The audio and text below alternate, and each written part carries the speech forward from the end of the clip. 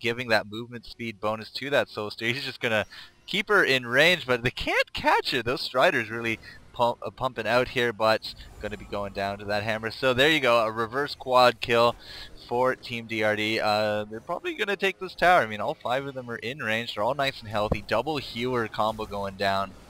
So this tower is probably going to be seeing better days.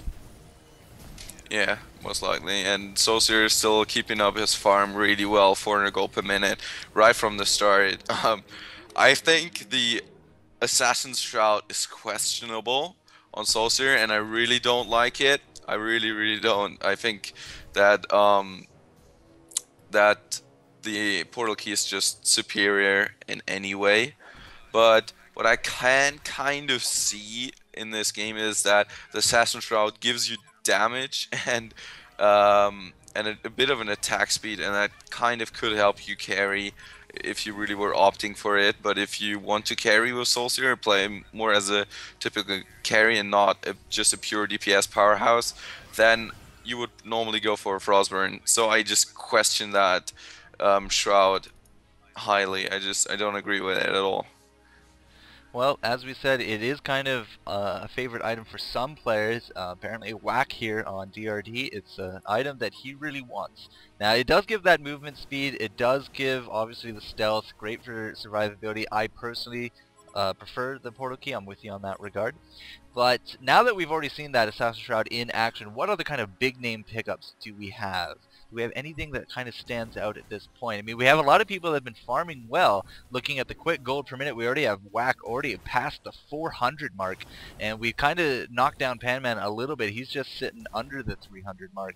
So those are our 2 big farmers, and what has Whack done with it? Looks like he's setting up with that Shrunken Head. He does have a Warhammer, Mighty Blade, and a Pretender's Crown with an extra minor totem. Lots of stats coming out of him, but it looks like that Shrunken Head's coming out first.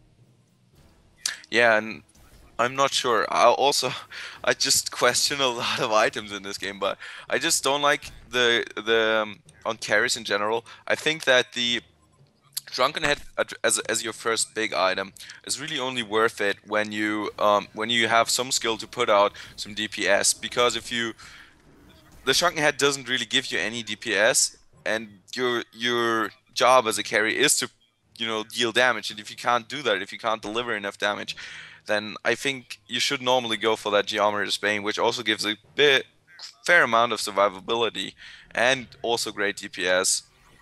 You can go for the Shrunken Head first. I think that you just don't help your team as much. Well, somebody's been stacking creeps in these jungles, as the combo of Aurora and Pandemonium is going to be taking them down for a little bit of extra farm. Mad Fred sitting there nicely at 200 gold a minute. Now, thinking Mad Fred, was he the one that was trying to spoof the matchmaking stats with Chew back in the day? Can't remember it. Like, the name is so familiar, but can't quite place it. It does look like that mid tower went Kersplat, or was it already down before? Nope, it went Kersplat. Yeah. Yeah. But, okay, so item choices are questionable in this game. Thunderbringer rushed himself a Tablet of Command. That's really the only other big one I see at this point. Nobody else. I mean, we're 21 minutes into the game. We should start seeing some nice, big, juicy items coming out. I mean, Panda looks like he's finished up a Mighty Blade, so he's probably also going for that Shrunken Head. What do you think of a Panda Shrunken Head versus the Nullstone? I'm not sure. I like the Nullstone in the regard that it really helps you out farming. So what I always think is you pick up the Sustainer first, and then you just leave the Sustainer, because with the Sustainer you basically got, I always like to think it as a built-in Rune Axe. You got the regeneration. You obviously have already got the splash from your Flurry. So you can use that very well for farming if you're going to go for more of a carry-orientated route. And not just because Panda is also a very strong disabler. He's got so many, stuns, disables, pushbacks, and all of that. So you can really focus on that. And if you get a Shrunken Head early, you can of course just shut down one hero for an entire fight with your ultimate for 4.5 seconds, which can, be an entire fight.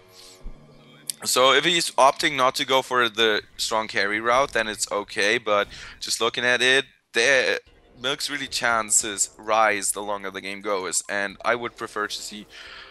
I think that the Nullstorm is a very good pickup for him in this case, but the Shrunken Head is not really terrible.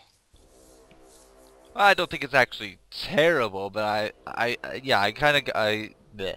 Let's try this again.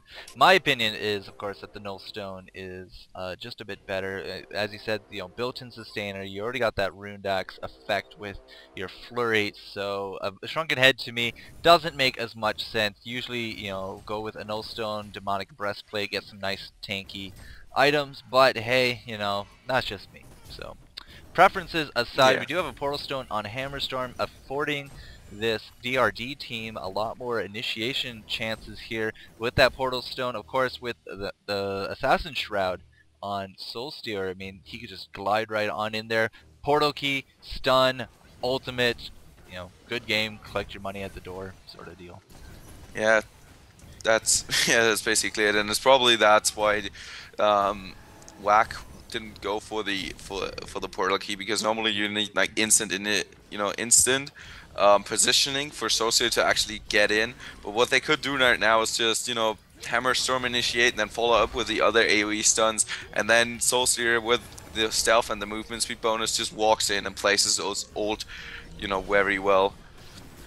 So that could be their plan. Woo! Wretched Hack Wretched dies. Hag just really redeemed herself there. That was a genocide for DRD. They died. They all died. And that was really impressive initiation on their part. We got off the acid cocktail on that Wretched Hag, and I guess she had to have fought back because I'm pretty sure she died the first. So I guess it was a 5-for-4 combo, as Wretched Hag died twice there. But she got comboed upon with that acid cocktail, portal in, used the hammer throw, and then just nukes came out of all the place. Panda did a really great show there, getting off a lot of AoE damage, showing the promise of, I guess, a Mighty Blade at this point, because that really kept him alive. An extra 100 hit points at the right crucial times is all you 190. need. Sorry, 190, you're saying? In 199, it gives 19 HP per point in There you strength. go. Mr. Strategy Specialist correcting me. I'm just a lowly commentator. But anyways, yeah, I mean, 190 hit points when it really counts, and he really hung on to the end, getting off every combo except his ult. And as you were talking about, how the Panda can disable someone in a team fight, sure, in theory. But this is a very stun-heavy crowd. I mean, we got the Thunderbringer just doing tons of DPS with that Soulsteer. I do believe her Lightning does a mini stun as well, does it not? Yeah, it says lightning. Blast of lightning does a 0.1 second That's all mini you stun. need. Any amount of stun will get you out of that ultimate, and between the 4 heroes, that's a lot of stun. So it's very hard to really get off that ultimate with a team at this stun heavy. So I thought he did really good there. Jumped in, got off the flick, got off all 4 flurries, died. I think he really did his job very well there. Out goes Kongor. He is down for the count, and this is really going to afford DRD a lot of confidence to finish up this push into the middle of the base. I mean, they were already down both towers. They got the momentum. They got the map control. Speaking of map control, I mean, have you seen the amount of wards placed this game? I've been keeping an eye on them, but they have been really in the DRD favor. A lot of the counter warding as well. So this could be their big time to shine. Yeah, and it seems that Soulsteer is not going any conventional item route whatsoever, picking up um, Nullstone. that Blessed Orb next. Blessed Orb. She's probably gonna go for a He already has it Nullstone. on my screen. Or okay. Yeah. There you go. But Soulsteer's actually getting initiated upon here at the 2650 mark, and it just people going down left, right, and center. Panda is going to be picking off that Nymphora, but what cost? That Soulsteer did not even go down. All the stuns come out. That is a genocide on Milk, and we did not even use the token. So one down, that Nymphora for the entire Legion team. That was just really bad timing. I did see Arachna had finished up her Shrunken Head, did not really do her a lick of good against all the physical damage that came out of these guys. I mean, Hammerstorm with his ult is hitting 250. We got Voodoo Jester's ult, of course, that is all physical. Every auto attack you can think of on Soulsteer is, of course, that physical as well. So she really went down really quick.